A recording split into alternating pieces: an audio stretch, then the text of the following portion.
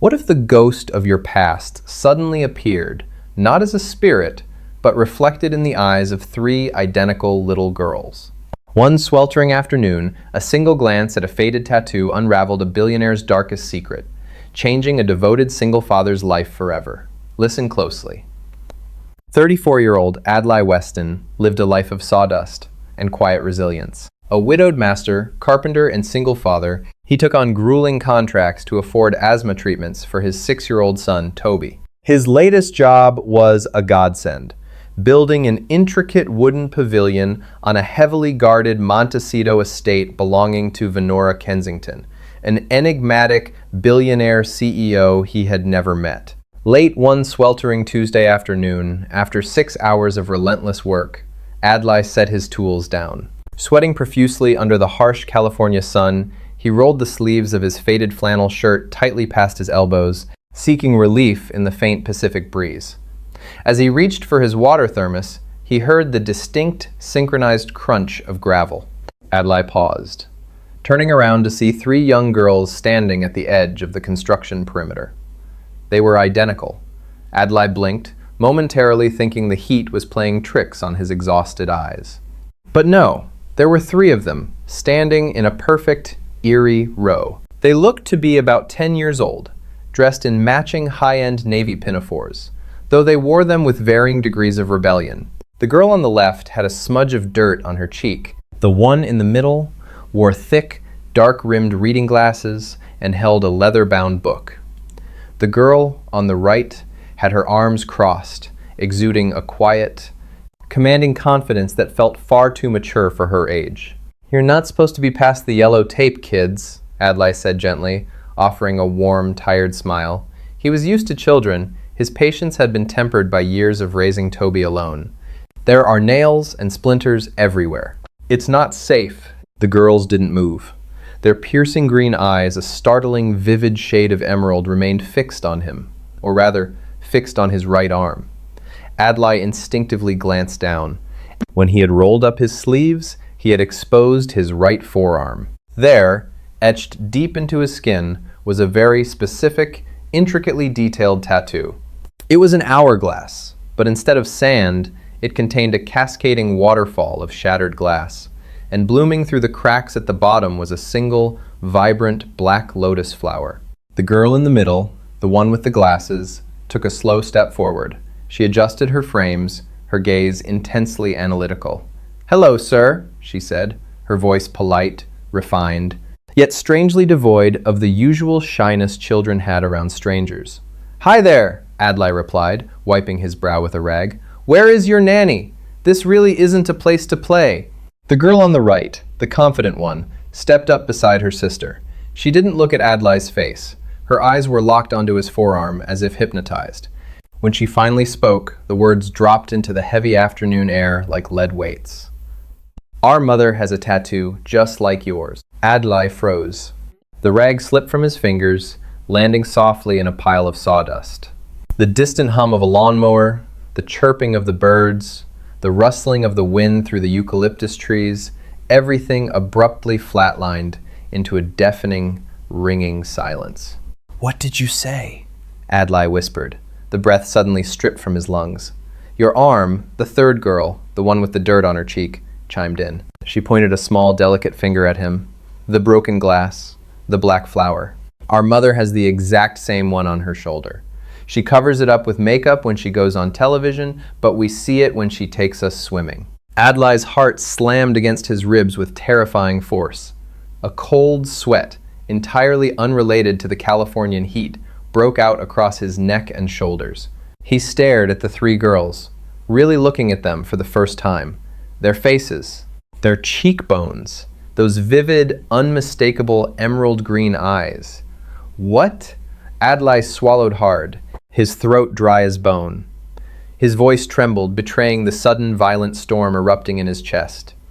"What are your names?" "I'm Chloe," the girl with the glasses said. "I'm Zoe," said the one with the dirt on her cheek.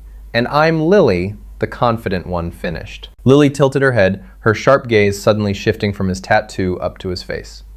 "Why do you look like you've seen a ghost, sir?" Adlai stumbled backward, his hip colliding heavily with the edge of the mahogany workbench. The sharp pain grounded him, keeping his knees from entirely giving out. He gripped the edge of the wood, his knuckles turning stark white as a tsunami of suppressed memories battered his mind. 11 years ago, before Toby, before Sarah, before the responsibilities of single fatherhood had aged him before his time. Adlai had been a 23-year-old architectural apprentice living in a cramped, drafty apartment in Brooklyn. That was the year he met Tori. Tori had been a tempest. She was fiercely intelligent, wildly unpredictable, and possessed a laugh that could make the miserable New York winters feel like summer. She told him she was an art student estranged from a suffocatingly strict, middle-class family in upstate New York. For 8 months, they were inseparable. They consumed each other, living on cheap ramen, dreaming of building a life together, and mapping out a future on the back of coffee shop napkins. The tattoo had been Tori's idea. On a rainy Tuesday night, after a bottle of cheap wine and a profound conversation about time and resilience, they had stumbled into a 2-4-hour parlor in the East Village. An hourglass with broken glass instead of sand, Tori had sketched on a piece of scrap paper.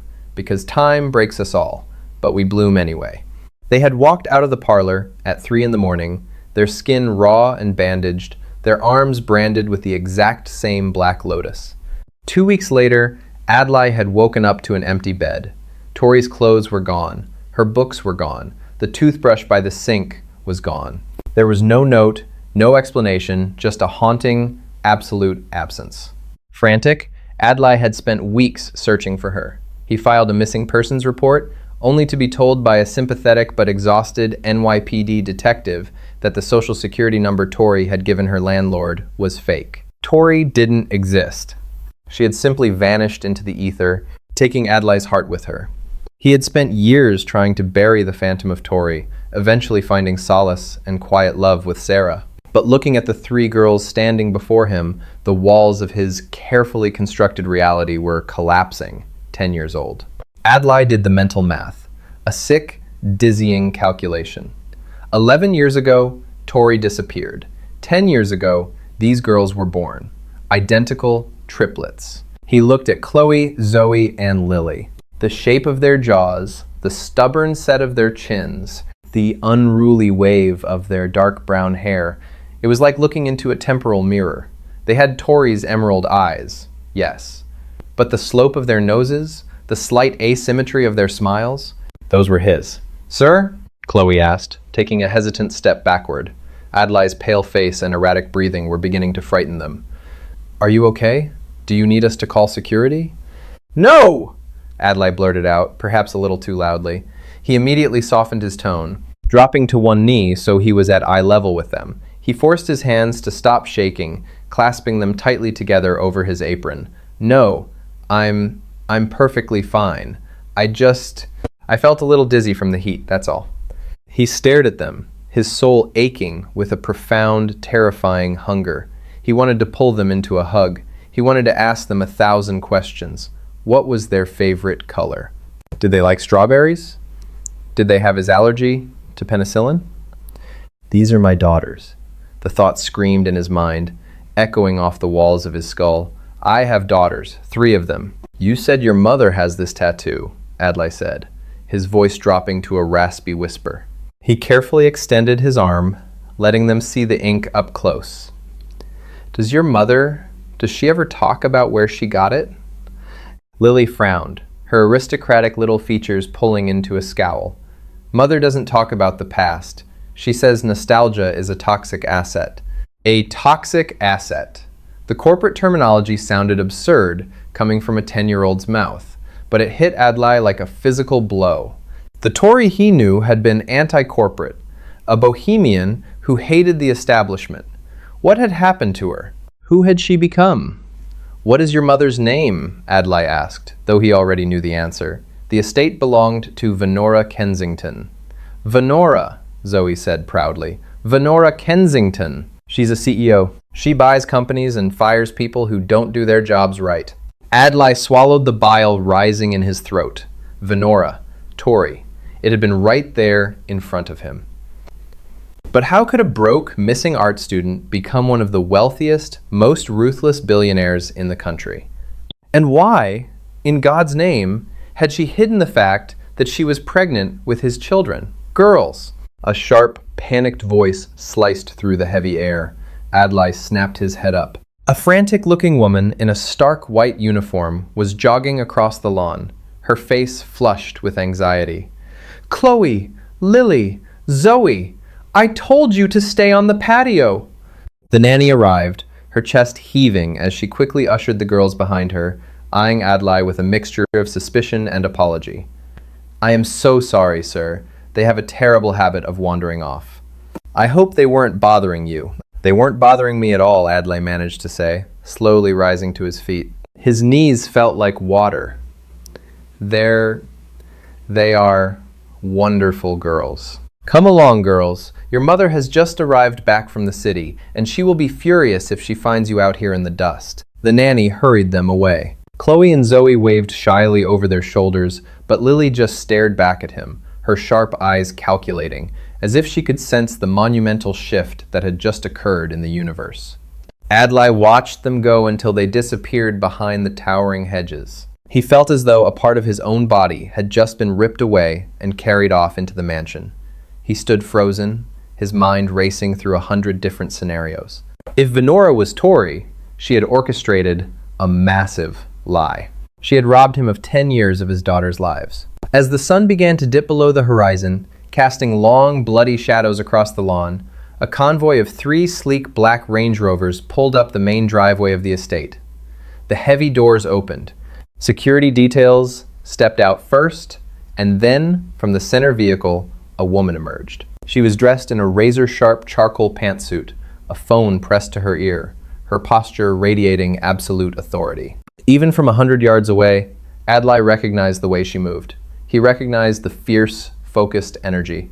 It was Tori. Adlai's hand drifted to his pocket, his fingers brushing against his phone. A picture of his son, Toby, was set as the lock screen. He was a single father just trying to survive. Taking on a billionaire CEO, the mother of his unknown triplets, was madness. It could destroy his life. It could destroy Toby's life. But as he looked down at the black lotus etched into his skin, the anger finally broke through the shock. She had faked her identity, erased their past, and stolen his children. Adlai grabbed his mallet, tossing it into his toolbox with a resounding, violent crash. He wasn't going to remain a ghost in his own life anymore.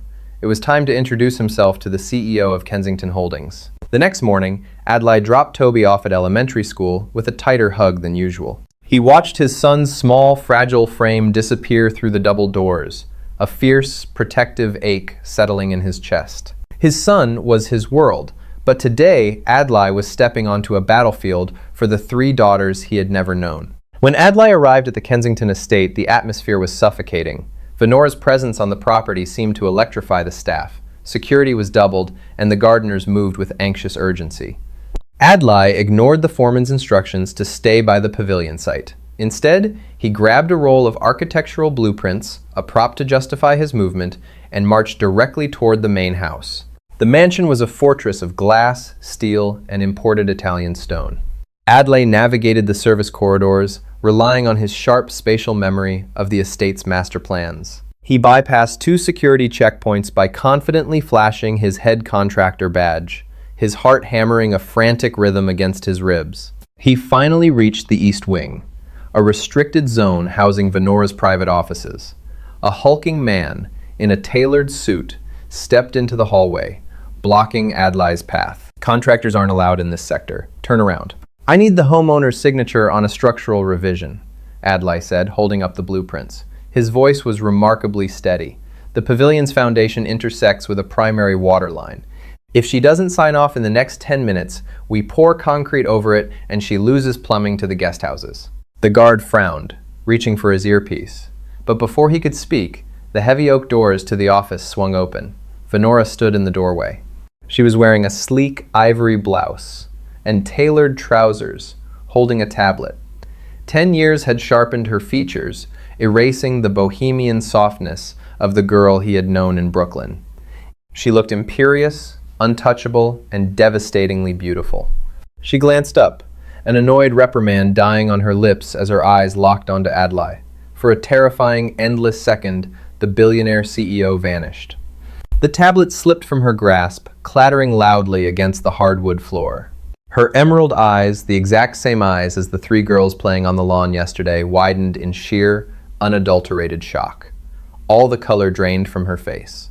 "Stand down, Harrison," Venora managed to whisper, her voice trembling. The guard looked confused. "Ma'am?" "I said stand down," she snapped, the ruthless executive suddenly returning to the surface. She pointed to the interior of her office. "Come in, now." Adlai stepped past the bewildered guard, the heavy oak doors sealing shut behind him with a definitive click. The office was vast, lined with modern art and panoramic windows overlooking the ocean, but Adlai only had eyes for the woman standing before him. "Tori," he said, the name tasting like ash and honey on his tongue. Venora backed away until she hit the edge of her massive mahogany desk. She braced her hands behind her, her knuckles white. She looked like a trapped animal. A stark contrast to the woman who mercilessly gutted Fortune 500 companies. "How did you find me?" she breathed, her chest heaving. "Adlai, how are you here?" "I didn't find you," Adlai said, his voice dropping into a low, dangerous register. He threw the blueprints onto a leather sofa. "I was hired to build your damn pavilion. I've been working in your backyard for 3 weeks. And yesterday, 3 little girls walked up to my workbench. 3 girls with my eyes, Tori, with my jawline." Adlai ripped open the buttons of his flannel shirt cuffs, shoving the fabric up to his elbow. He slammed his forearm down on her immaculate desk, the black lotus and shattered hourglass stark against his skin. "3 girls who told me their mother has this exact same ink," Adlai snarled, the grief and rage of a decade finally boiling over. "Tell me I'm crazy. Tell me I'm losing my mind. Tell me those aren't my daughters." Venora stared at the tattoo, a single, betraying tear slipping down her cheek. She reached out, her perfectly manicured fingers trembling violently, and hovered just an inch above his skin without touching it. "They are yours," she whispered, her voice cracking. Adlai's knees almost buckled. Hearing it out loud, confirmed by her lips, was a physical blow. He stumbled back, dragging a hand down his face. 10 years. You faked your name. You faked a missing persons case. I searched for you. I thought you were dead. "I had to be dead to Adlai Weston," Venora cried out, the polished veneer completely shattering. "If I hadn't disappeared, my father would have destroyed you." Adlai stopped pacing, staring at her. "Your father?" Venora wrapped her arms around herself, shivering despite the warmth of the room. "I was never an art student from upstate. My name is Venora Kensington. My father, Richard, was a monster who built this empire on blackmail and ruin. I ran away from him, Adlai. I wanted a normal life. I wanted you." She walked toward the window, looking out over the sprawling estate that felt more like a prison. "When I found out I was pregnant, I was terrified. But I was careless. I went to a clinic, used my real name on a medical form, and my father's private investigators flagged it. He found me in Brooklyn." She turned back to Adlai, her eyes blazing with a mix of defiance and sorrow. "He gave me a choice. I come back, take my place in the company, and raise the heirs under his control. Or he would frame you for embezzlement, plant narcotics in your apartment, and ensure you spent the rest of your life in a federal penitentiary. He had judges on his payroll, Adlai. He would have ruined you, and he still would have taken the girls." Adlai stood paralyzed. "So you just left? Without a word?" "I made a deal with the devil to keep you safe," she yelled, tears streaming down her face. "I sacrificed the only happiness I ever had so you could stay free. I endured his cruelty. I let him mold me into this corporate shark, just to protect our daughters. And when he died 3 years ago, I finally took control. But by then, you were married. You had a son." Adlai's head snapped up. "How do you know about Sarah? How do you know about Toby?" Venora looked away, a flush of deep shame creeping up her neck. "Did you really think I ever stopped watching over you?" The silence in the grand office was deafening, broken only by the distant crashing of the Pacific waves against the cliffs below. Adlai stared at Venora, processing the magnitude of her confession. She hadn't just abandoned him, she had been acting as an invisible puppet master in his life for an entire decade. "You watched me," Adlai repeated, his tone laced with a dangerous calm. "You had me followed?" "I had to know you were okay," Venora said, stepping forward pleadingly. "I kept tabs on you, Adlai. I saw you marry Sarah. I wept the day she died. I know how much you struggle. I know about Toby's asthma, the hospital bills." Adlai held up a hand, stopping her dead in her tracks. The revelation was sickening. While he had been drowning in grief over Sarah's death, working 8 zero-hour weeks just to afford his son's inhalers and specialists, one of the richest women in the world, the mother of his stolen daughters, had been watching him suffer like a tragic television show. "If you knew about Toby," Adlai said, his voice trembling with a fresh, scorching anger, "if you knew we were drowning in debt." "Why didn't you help? You have billions, Tori. You could have sent an anonymous check. You could have done something." Venora flinched. She walked over to her desk, unlocked a heavy lower drawer with a biometric scan, and pulled out a thick manila folder. She slid it across the polished wood toward him. "Look inside," she instructed quietly. Adlai hesitated, then snatched the folder. He flipped it open. Inside were stacks of medical invoices from Street, Jude's Children's Hospital, all addressed to Adlai Weston. Every single one of them was stamped with a bold, red, "paid in full." Attached to the back were records of wire transfers from a Delaware shell company called Lotus Holdings. Adlai's breath hitched. He had always believed those bills had been covered by a miraculous, anonymous charity grant he had applied for years ago. "Lotus Holdings," Venora whispered, pointing to his arm. "I couldn't reach out to you directly, Adlai. If my board of directors, or my father's old cronies, found out I had a secret weakness, a family I was protecting, they would have used you as leverage to strip me of the company. I couldn't risk it. But I never let you drown. I paid every medical bill.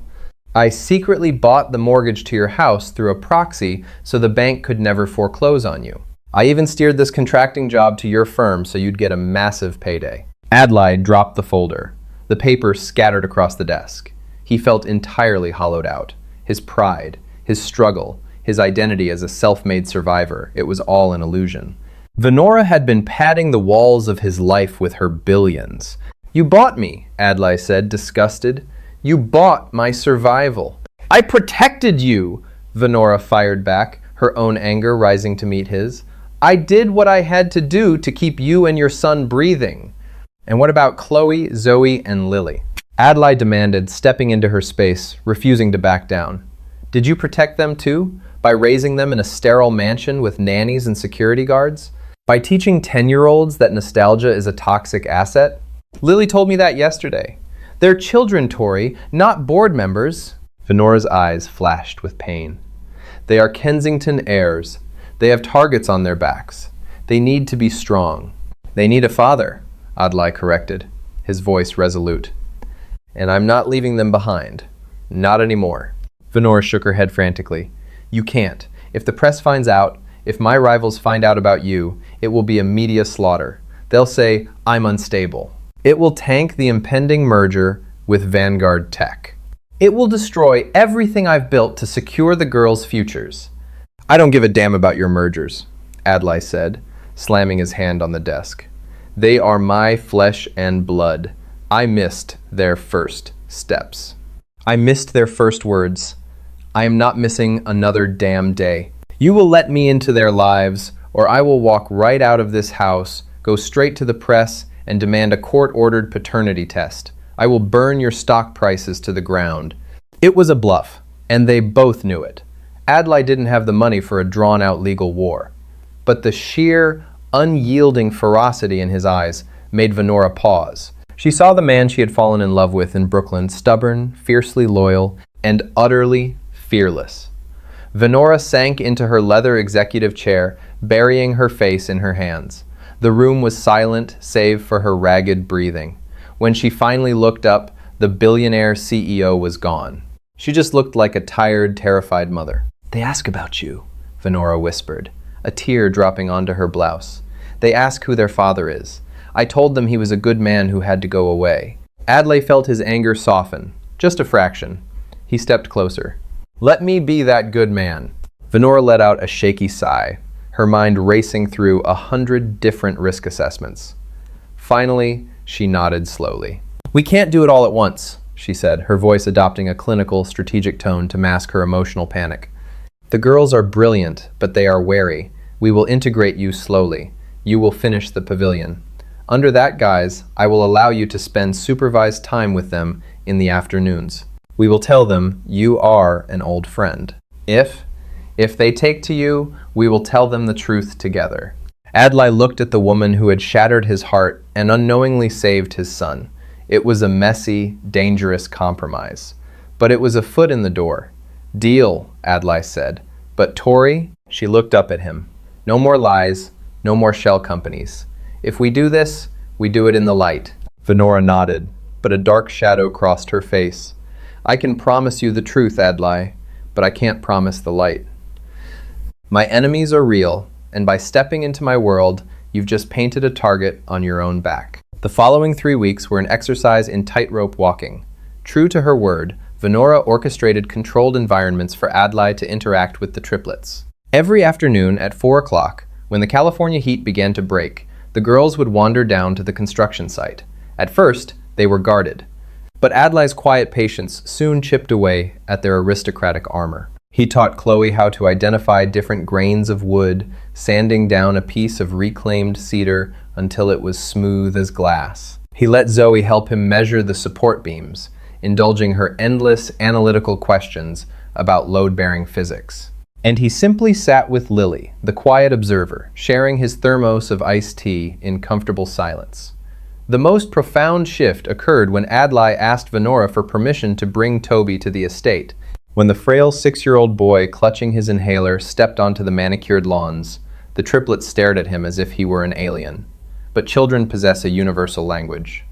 Within an hour, Toby's infectious, breathless laughter had melted the girls' rigid discipline. They played hide-and-seek among the hedges, fiercely protective of their new, smaller companion. Watching from the patio, Venora stood beside Adlai, her hand grazing his knuckles.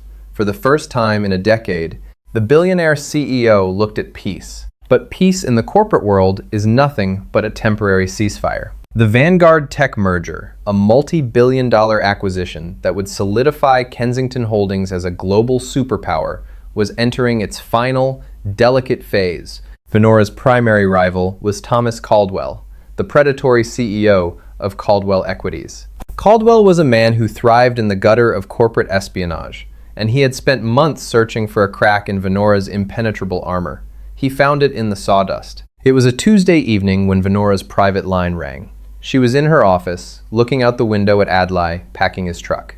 Venora, Caldwell's oily voice purred through the receiver. I was just looking at some fascinating photography. Have you ever noticed how high-resolution telephoto lenses have gotten these days? Venora's blood ran cold. What do you want, Thomas? An explanation. Mostly, Caldwell chuckled. My people snapped some lovely pictures of you, your triplet daughters, and that blue-collar carpenter building your gazebo. It's a touching domestic scene.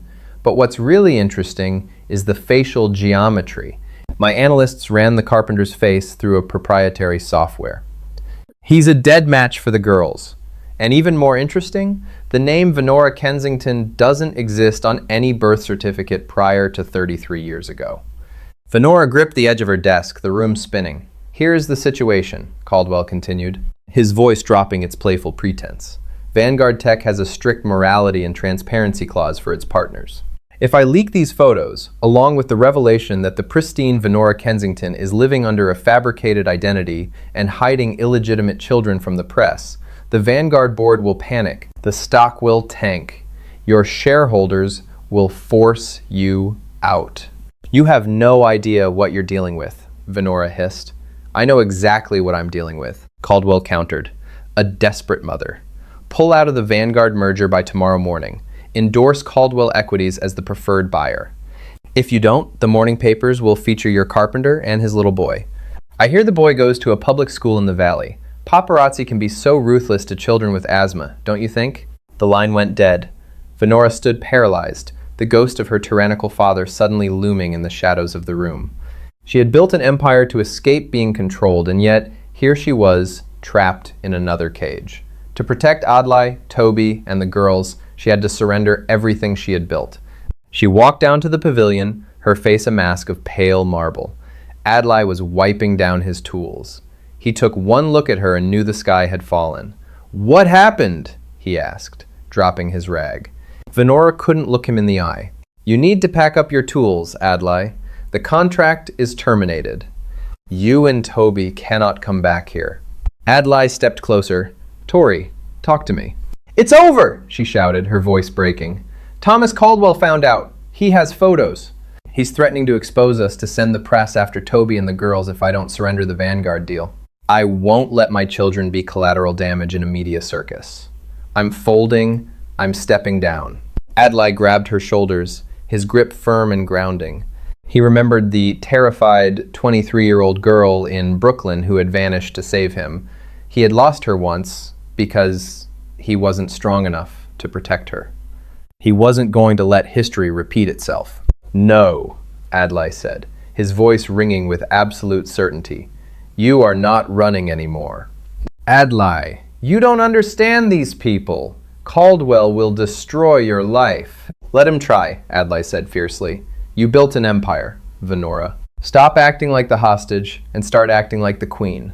Caldwell wants a media circus? Let's give him one on our terms." The next morning, the financial world was poised for the finalization of the Vanguard Tech merger. Dozens of reporters, analysts, and shareholders were gathered in the grand auditorium of the Kensington Holdings headquarters in downtown Los Angeles. In the front row sat Thomas Caldwell, a smug, victorious smirk playing on his lips, waiting for Venora to step up to the podium and announce her resignation.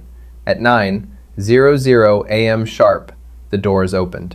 Venora strode onto the stage. She did not wear her usual corporate armor. She wore a simple, elegant black dress, and her hair was pulled back.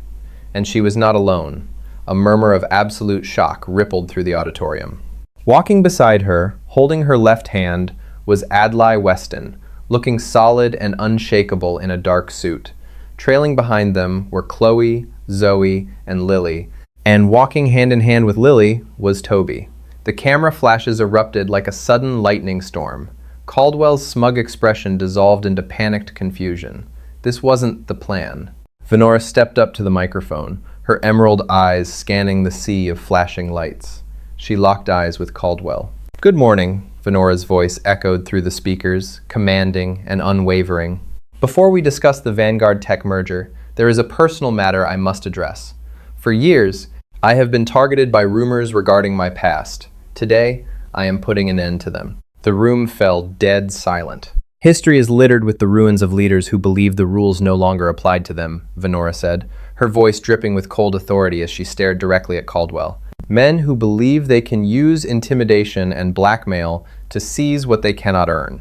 My father, Richard, was one of those men. He was abusive, controlling, and corrupt. 11 years ago, to escape his tyranny and protect the man I loved, I changed my name. I built Kensington Holdings from the ground up, not with his money, but in defiance of his legacy." Gasps echoed from the press corps. Pencils flew furiously across notepads. "I was told that vulnerability is a corporate weakness," Venora continued, gesturing to Adlai and the children. "I was told that hiding my family was the only way to protect them from vultures who would seek to exploit them. Last night, Thomas Caldwell of Caldwell Equities attempted to blackmail me with photographs of my family, threatening to unleash the press on my children if I did not hand over the Vanguard merger." Chaos erupted in the room. All eyes turned to Caldwell, who was now sweating profusely, looking desperately for an exit. "But I am done hiding," Venora declared, her voice rising above the din. "This is Adlai Weston. He is a master carpenter, a devoted father to his son Toby, and the love of my life. And these are my daughters, Chloe, Zoe, and Lily. Adlai is their father. We are a family. And Kensington Holdings is not retreating. We are moving forward with the Vanguard merger, and any attempt by Caldwell Equities to interfere will be met with immediate, unyielding legal action for corporate extortion." The auditorium exploded. Security moved in as reporters lunged forward, shouting questions. But on the stage, the noise seemed to fade away. Adlai looked at Venora, his heart swelling with a profound, overwhelming pride. The phantom of the girl he had lost in Brooklyn had finally merged with the fierce woman standing before him. She had faced her demons, and she had won. He felt a small tug on his sleeve. He looked down to see Lily. The confident, sharp-eyed 10-year-old was looking up at him, her usual guarded expression replaced by something soft and vulnerable. "So," Lily said, her voice barely audible over the roaring crowd, "does this mean we don't have to call you Sir anymore?" Adlai smiled, crouching down so he was at eye level with her, Zoe, and Chloe. "You can call me whatever you want, kiddo." Chloe pushed up her glasses, her eyes shining with unshed tears. "Can we call you Dad?" Adlai's throat tightened, a decade of grief finally washing away in the bright flashes of the camera lights. He pulled all three of them into a tight, fierce hug, burying his face in their hair. "Yeah," Adlai choked out, holding them close. "Dad sounds perfect." The wooden pavilion stood as a beautiful testament to weathered storms and enduring strength. Inside its sturdy walls, the billionaire CEO and the humble carpenter found a love resurrected from the ashes of deception. Together, they watched their 4 children play in the sun, no longer shadows of a hidden past. The hourglass had shattered, but from the broken glass their family finally bloomed, rooted deeply in the unyielding light. Did Adlai and Venora's fight for their family leave you breathless? If you loved this twist-filled story of second chances, hidden secrets, and a father's unyielding love, please hit that like button and share it with your friends. Don't forget to subscribe to our channel and ring the bell so you never miss another dramatic, real-life tale. What would you do in Adlai's shoes? Let us know in the comments below. Hi, my name is Shalom Royal Hunger, the owner and manager of Shalom Royal Hunger. After watching the video, Triplet girls say to single dad, "Hello, sir. Our mother has a tattoo just like yours." He froze. I'd really like to know what you think. How did this story make you feel? What stayed with me most was the sense of surprise, curiosity, and the emotional pull of unexpected connections. Stories like this remind us how a single moment can completely change the way someone sees their past and their future. Beneath the mystery, there's also a theme of family and unanswered questions and the relationships that shape our lives. One gentle lesson I took from it is that life doesn't always unfold the way we expect, and sometimes the answers we're looking for appear when we least anticipate them. What was your reaction to that unforgettable encounter? And which part of the story kept you thinking the longest? Maybe there's a reminder here to stay open to conversations and connections that could lead to a deeper understanding of the people around us.